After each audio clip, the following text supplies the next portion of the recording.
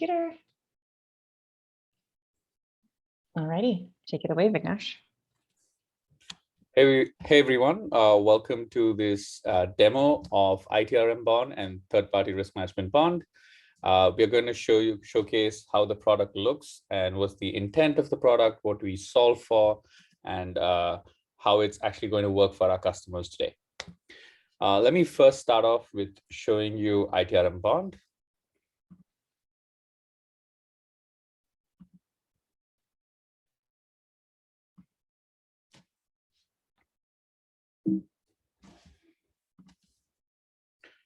All right. So IT risk management is the problem area that we are solving on HighBond. The solution name is IT risk and compliance management, or what's more commonly known as ITRMBond. The primary use case that we are targeting with this particular solution is identifying, prioritizing, and managing the risk of IT assets and the IT environment. The secondary use case is to ensure adherence to IT policies and compliance requirements. The executive buyers that we will be targeting are your CISO, or the Chief Information Security Officer, and the Chief Compliance Officer. The primary customer needs that we're solving for with this particular solution aimed at IT risk management is, as a risk team, we want to manage our IT assets for risk in a single view and prioritize them by criticality factors. The second need that we're solving for is, as a risk team, we want to assess the risks and controls associated with our IT assets and monitor them to ensure compliance. These are the primary customer needs that we'll be looking at, and we'll be working, we'll show you how we solve for that going forward.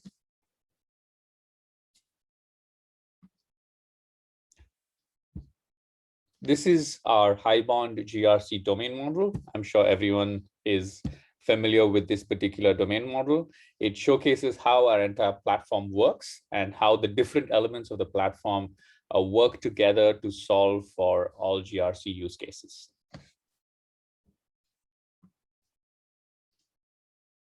Now let's look at the first customer need for IT risk management. So here we want to we're looking at this from the perspective of the risk team. A risk team usually consists of risk analysts and a risk manager. All of them will perform the similar duties. The manager is more a people manager and an expert in terms of risk management.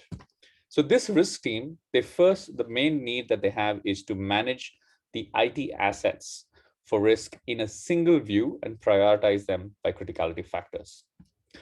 And we're doing this with the help of the elements that we've brought in through Project One Ring, and that's using assets and the asset inventory.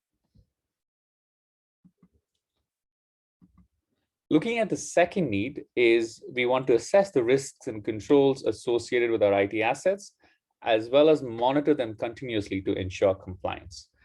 We'll be doing this with the help of a lot of the platform and existing functionality we already have, such as frameworks, projects, strategy, as well as compliance maps. We'll show how all of this is actually going to work on the software in a bit, but moving forward. Now, what we're going to do here is we're going to show you the process or the general approach that risk teams take to solving for IT risk management. The first is that they consolidate your IT assets. They categorize them by criticality. This is done on the asset inventory. After that, they identify and assess the risks associated with those assets. They map and assess controls to mitigate those risks. Then they monitor them regularly for compliance. Also, they do manage IT policy exceptions with respect to the assets and the policies that apply to those assets.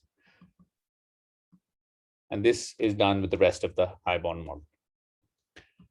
Now, I'd like to hand it over to Mai, who will go through the entire software and will show us how it all actually works on HighBond. Over to you, Mai. Perfect. Thanks, Vignesh. I'll take over the screen share from you.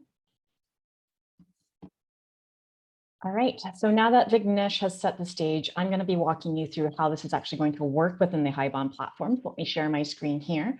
And coming back to that HighBond domain model methodology that we have, as Vignesh mentioned, I am the IT risk analyst, and I'm coming into the platform, and I want to consolidate all of my IT assets into one single central location. And that is going to be in this brand new asset inventory application that we have.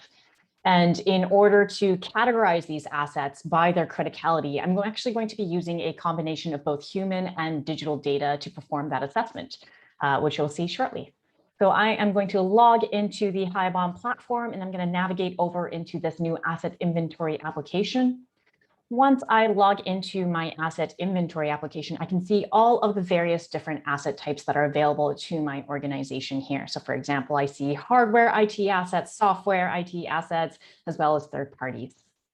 Now, for the purpose of this demo, I'm going to dive into the software IT asset as an example. So let me click into that. And once I click into the software IT assets, I can see all of the various software IT assets that I've already cataloged and sort of added into my inventory here. So for example, I can see Confluence in here, I can see Salesforce and Slack, and I can see all of the various attributes that have already been filled out for all of these IT assets. Of course, I can configure and sort and arrange all of the columns in here to customize it to my view. And perhaps I want to add a new IT asset in here. Say, for example, I want to add a new internet browser, but I just want to make sure that I'm not duplicating any of my efforts here. So I'm just going to quickly search for browsers, and I can see that I've already logged in Firefox and Google Chrome, but it looks like I'm missing Safari. So I'm going to go over here and click on this Add IT Asset button over here. And I'm going to go ahead and log this new IT asset into the system and just click on Add New Item. Once I do that, what it'll do is it'll actually create this asset details page for my new Safari asset. As you can see here, it is currently in a draft state. And I can see all of the attributes that are available for these IT assets. And I can go ahead and just start to fill out some of the attributes that I already know. So for example, I already know the business owner. That is actually Sarah McCormick. Hopefully I spelled that right. Sorry if I didn't. I know Vignesh is the technical owner for this asset, and I can give it a very secure, unique ID there. And I'm going to go ahead and fill out the description as well. So I'm just going to say that this is an internet browser. Now that I've got my basic details, I can go ahead and hit save. And now I want to pull your attention to this visual workflow that we have up top here. So as you can see, I can see the current state and the current actions I can take on this asset, as well as the future assets states that I can actually move this into. So for example, I have just clicked on register, so I can move it from a draft to a registered state. I can also see when the previous actions were taken, as well as current actions and future actions. Now, the really important thing that I want to point out about this visual workflow that you see here, as well as everything else that you're seeing on the screen, is that it all came pre-configured for me. So because I have purchased ITRMBond, Galvanize has done all of the heavy lifting, and they have actually gone in and configured this workflow for me. They've configured this asset type for me, as well as all of these attributes that you see down below.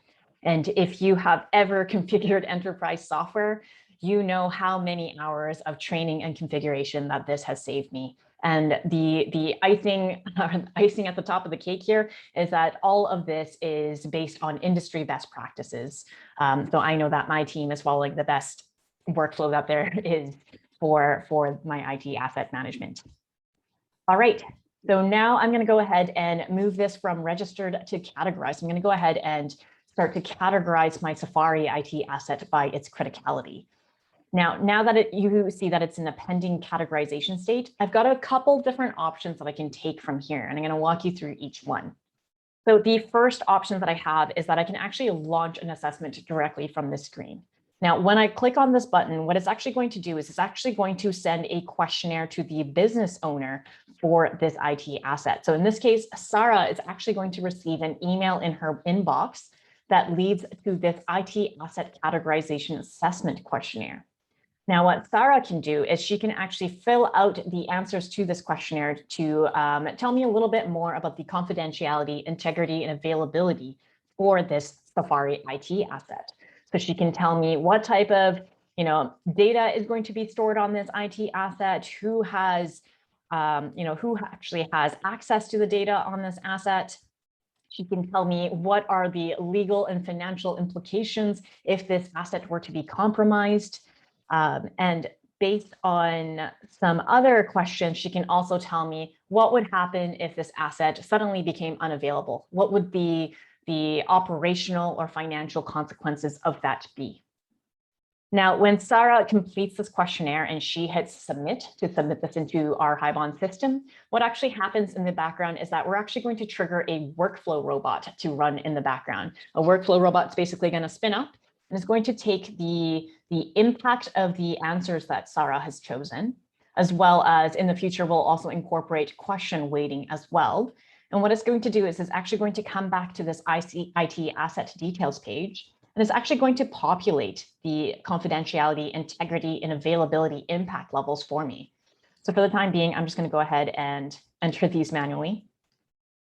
So for example, it'll fill out the CIA ratings here as medium, low, and medium. And the second step that I can take from here is that I can actually hit this score button. And what this score button is going to do is that it would actually trigger another workflow robot to run. And it's actually going to take those CIA levels that have either been populated manually or populated by the workflow robot. It's actually going to aggregate all those three scores into one aggregate asset criticality level. So for example, in this case, maybe this one is marked as a medium. For the purposes of this demonstration, I'm just going to hit save here to push it through the rest of the workflow so I can actually just show you the end-to-end experience there. So now that I have completed my asset criticality rating on the Safari IT asset, I can go ahead and hit approve. Now, when I hit approve, you'll actually see that it goes and give it 1 sec here. Now it shows as categorized.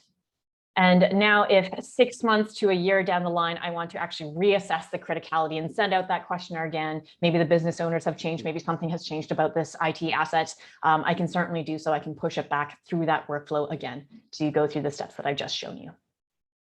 Yep.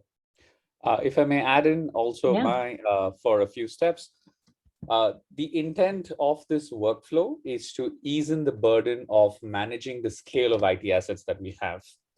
The way we've intended this workflow is that all your assets that are brought in either through integrations or manual uploads or bulk uploads will always be in your draft state. Once they're assigned an identifier in terms of your ID and the person responsible for the asset, we consider them to be registered and you can move them into that state. And then because of the sheer scale of assets, we need a way of prioritizing the assets that we're going to work on first in terms of the impact that they have for the security factors, which are confidentiality, integrity, and availability. And that's the step that's for categorization. Also, I'd like to mention one more thing, that at all these different stages, there are certain mandatory fields that are required that we've defined.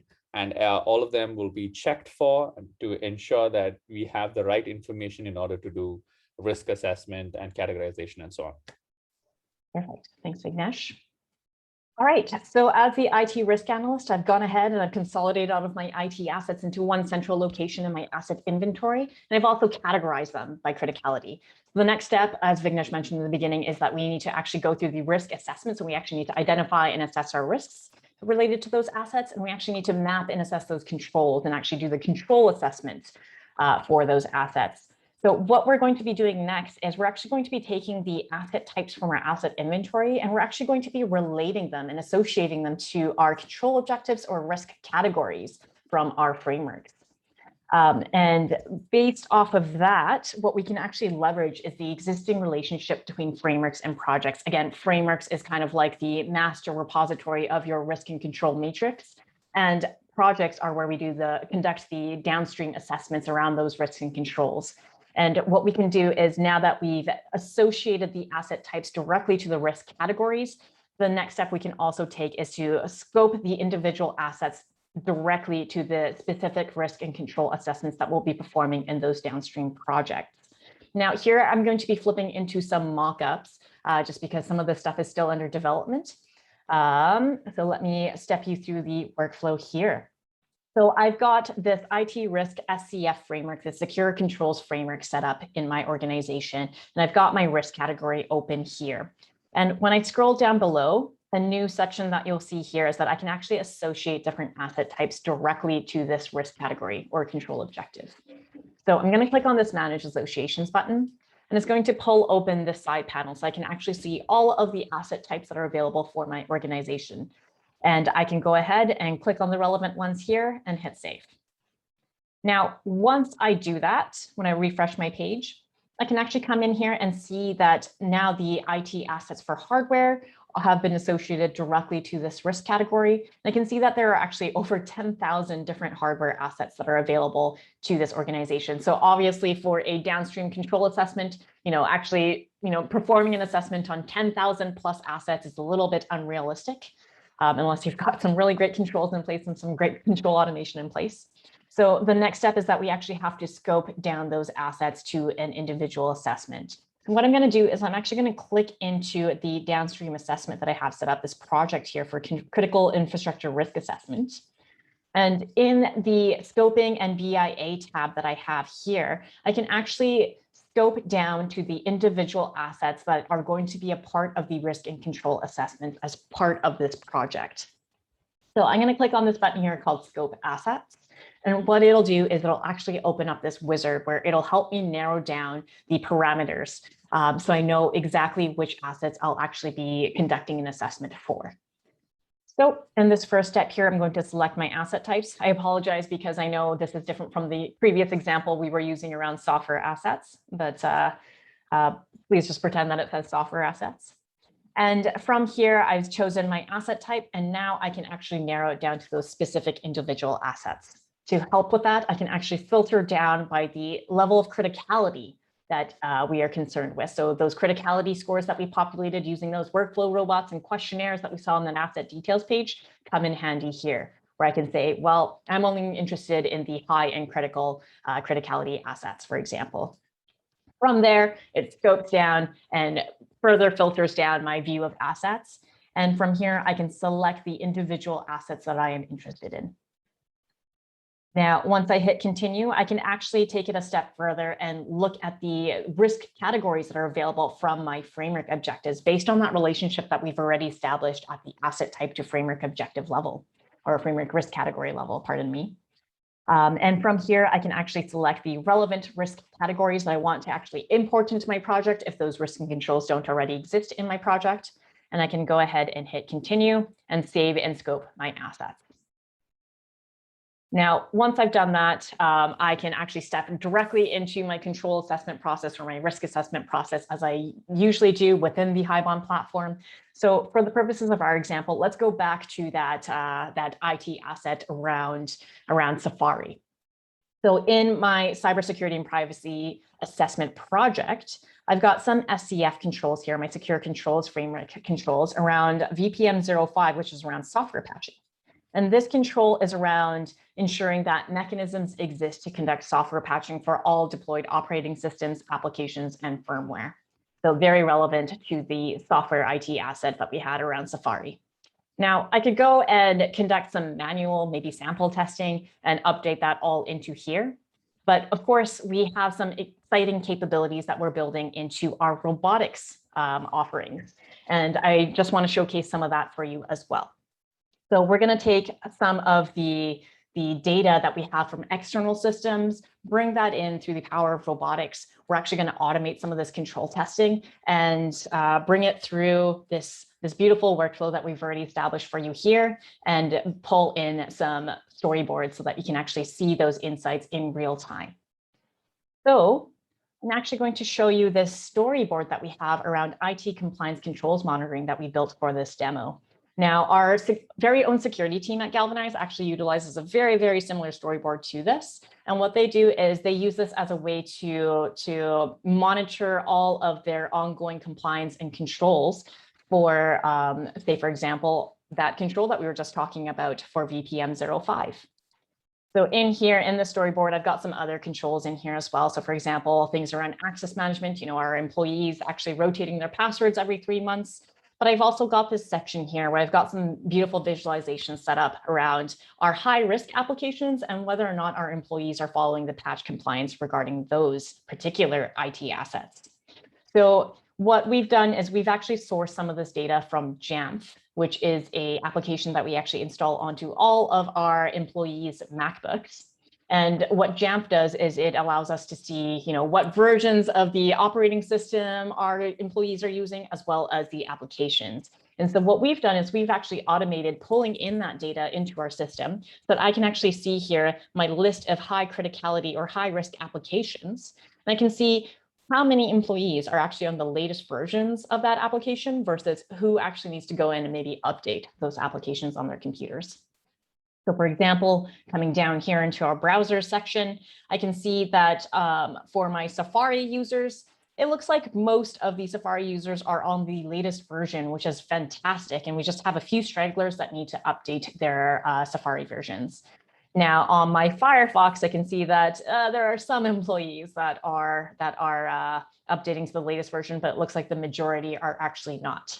And now if there were a institution, I don't know, like Microsoft or whoever comes in and says that, hey, there is some kind of vulnerability or some kind of security issue with a specific version, what I can do is leverage our existing robotics functionality to go in and actually drill down into the details and actually automate the remediation of all of these issues that I'm finding. So for example, if I see that, 46 users are on version 76, which has some kind of issue with it, I can drill down into the details. Give it a second there. And I can actually identify which exact employees are still using that version 76 of Firefox. I can see all of the employees here. And what I can do is I can actually start to remediate this and actually push it through a workflow to actually send out an email to their managers or directly to the employees to prompt them to actually update. Now, the beautiful part about this storyboard is that it actually will allow our security team to verify and validate the results of that remediation exercise in real time. So I can actually see as our employees go in and update their Firefox versions, this chart will actually change in real time as well. And one unique sort of benefit that our platform is providing is that we're actually able to combine the view of all of these different individually siloed security operations tools and connect that back into our core asset inventory so that we can actually provide a very clear view of your risk across your organization, across all of these various different applications that you may be utilizing. Now, you're probably wondering how I actually got all this information into this storyboard and how that relates back to our risk and control assessments that we were talking about earlier. So what we actually did was we actually went ahead and created a robot. And just to note here, we've got a few different types of robots that are now available to our customers. We've got our traditional ACL robots, which uses our analytics engine on premise. We've got our new HighBond robots, which actually use a combination of Python as well as HCL. So it's utilizing the latest technology that all of the data scientists are using today. And what I can do is I can actually create a HCL robot or a Python robot that will go and do all the data extraction and data analysis that I need in order to perform that assessment. The other type of robot is the workflow robot, which we talked about briefly when we were going through the criticality assessment, which is a event-based robot that gets triggered by specific events that happen within the HighBond platform. They basically spin up, perform some tasks, and wind down once they're done. So for this HighBond robot, I'm going to dive into this Jamf computer app monitoring robot. I'm just going to quickly show you the actual Python script that we used here. So I'm going to go into dev mode just to show you this script. And let's go in and edit that script. So again, this is utilizing the latest technologies. This is using Python, and it also leverages the Pandas library, which is basically a library of Python data analysis scripts that people can tap into. So you can see here that what we've done is we've actually gone in and actually connected to a dev environment for Jamf that we had available from our IT team. We actually hooked into that. Note that we don't actually have any native connectors for Jamf, but because Jamf has REST APIs available publicly, we can actually just hook into that, just like we can hook into almost any data source out there. And we just need to populate a few tokens here. And from here, we have a Python script that is basically importing and connecting to that Jamf database. It is retrieving the details of our employees' computer. So all the MacBooks that have been distributed out to employees, we can get all the information from those MacBooks. We can even grab the list of applications. So for example, which versions of Safari are they on? What operating system version are they on? We can grab all those details. We can perform an analysis and actually manipulate the data so that it actually is in a format that we want to use in order to produce our reports. And then we can export it directly to results. Now, the really cool thing that we're building towards, because all of this is really awesome, but not everyone, especially not a lot of GRC practitioners, are going to know how to code in Python or directly in HCL right away. So one cool thing that we're working towards, and note that this comes after the May release, but definitely something that we're striving towards soon after, is we're building this flow builder, this visual and easy drag and drop visual workflow builder, that we can actually go in here and actually have these nodes that you can drag and drop to perform that analysis for you. So even the most non-technical of users can actually leverage all of the awesome robotics capabilities that we are building into the platform. So for example, we'll have different types of nodes, and you'll actually be able to drag and drop and connect your nodes to perform the different types of analysis that you saw in that Python script. That is awesome. Now, that is a lot of information, and all of this is really cool, but how do we tie it back to the control assessment that we're performing? Well, of course, coming back to that control around VPM 05 in our software patching for applications and operating systems and firmware, one thing we can do is we can obviously hook it directly into the data that is available within results. So for example, I can monitor all of the records for application patch monitoring and hook it directly into here. One additional thing I can do is I can leverage all of our existing capabilities, and I can maybe add a metric in here to actually automate the control assessment. So for example, let's just use a metric for example. Once I do that, I can actually automate whether or not this control is effective based on a metric that I have configured in results. So I can actually say, anytime this is less than 50%, that means it is, or 90%, that means it is effective, or something along those lines. And I can basically automate the rating of that control assessment as well.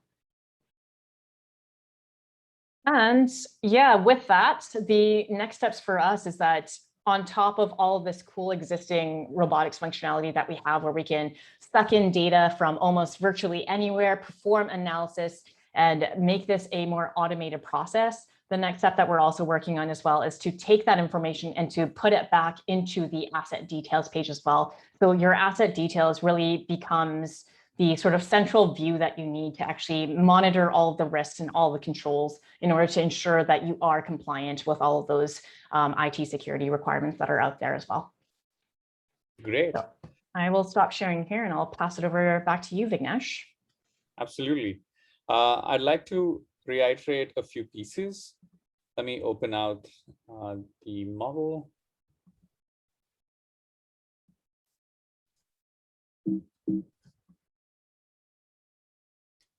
Before I go into third-party bond, I want to reiterate what we showed you in ITRMBond, and I want to emphasize on what will be available out of the box on May 1st. So firstly, we believe that we should not just give you a fridge, we should give you the fridge with the food stacked ready to go so that you can immediately start using it. And how are we doing that? When you get ITRMBond on HighBond, what you will get is you will get that initial categorization workflow that we discussed about. You'll get a way to upload all your assets using HighBond importer in bulk. You'll have a criticality assessment questionnaire, which we've built that will help you define the categorization or the criticality of your assets. You'll have the ability to use projects to assess the risk and controls of the assets that you've scoped to that project. And in order to help all of this, you will also have the secure controls framework available as a framework on the platform. So you can use that content to assess your assets. With that, you will of course have the ability to do reporting. You'll have the ability to create your robots and do all of the wonderful things that Mai just showed you. Now, that was ITRMBond. Going forward, let's look at third-party risk management workflow, right? For the third-party risk management, what we're doing is we're targeting a similar use case. The main focus is to view all your third parties together in a single view and assess them for risk using a standardized assessment. Now, we don't want to repeat everything that we showed you for ITRM. So let me go directly into the details for third-party risk management. We have 4 key steps which are part of the third-party risk management workflow. The first one is third-party registration. Here, you will be able to create your third parties or import them. You will also be able to integrate with risk rating providers, for external risk rating providers like BitSight, Risk Recon, and so on. The second step, very similar to IT risk management, is third-party categorization. Here, you will be able to prioritize your third parties in terms of criticality, and you'll be able to utilize the out-of-the-box automated criticality assessment, which is customized for third parties. The third step is third-party risk assessment. And here is where you will assess your third parties for risk. This is part of your trust cycle. And what you will be using here is you will utilize your SIG-Lite or your CAKE-Lite, which is as an assessment. Do note that we will be providing the SIG-Lite and the CAKE-Lite to you. It will be ready to use right off in your bond. And it'll also be automated with the workflow robots that Mai was referring to give you a risk score at the end of it. And after all of this is done, then you will come to third-party activation, where you can actually approve your third party and accept it as part of your environment, or you could archive it if the contract of the third party expires. If you choose not to proceed with them, you can archive them and store the information that you've had for the third party so far. I'll hand it over now to Mai to show us on the platform how it looks. So again, this is very similar to what we just showed you with ITRMBond as well. So I'm just looking for my window. Where did it go? There we go. Right, so I am back in the asset inventory now, this time as a third-party risk manager. And as you can see here, we have the out-of-the-box asset type already populated for this organization around third parties. So when I click into this, I can see all of the third parties that have already been logged for my organization. And I can go in here and create a new one. I can, as Vignesh said, we can import them from different sources as well. So let's take one, for example, or would you prefer that I create a new one from scratch? Your choice. Yeah, okay. Let's call this Vignesh Industries. Yes. A hot new third party that we're evaluating.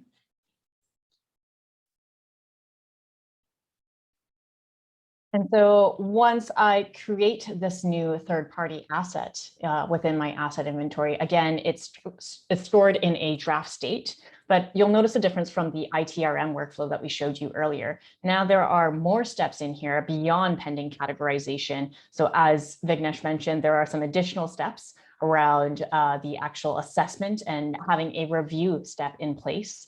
And the actual attributes themselves that you actually see within this third-party asset type will actually be different as well. So there will be additional parameters. So for example, you'll get to also,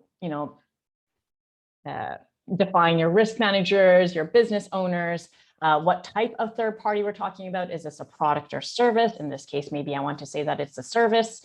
I'll say that Vignesh is the business owner and I am the risk manager. In here, you can also use this dropdown to also identify groups as well. If there is a group that you've already defined within your Launchpad user settings to signify that, hey, this group, this entire department of people, for example, is the business owner for this third party.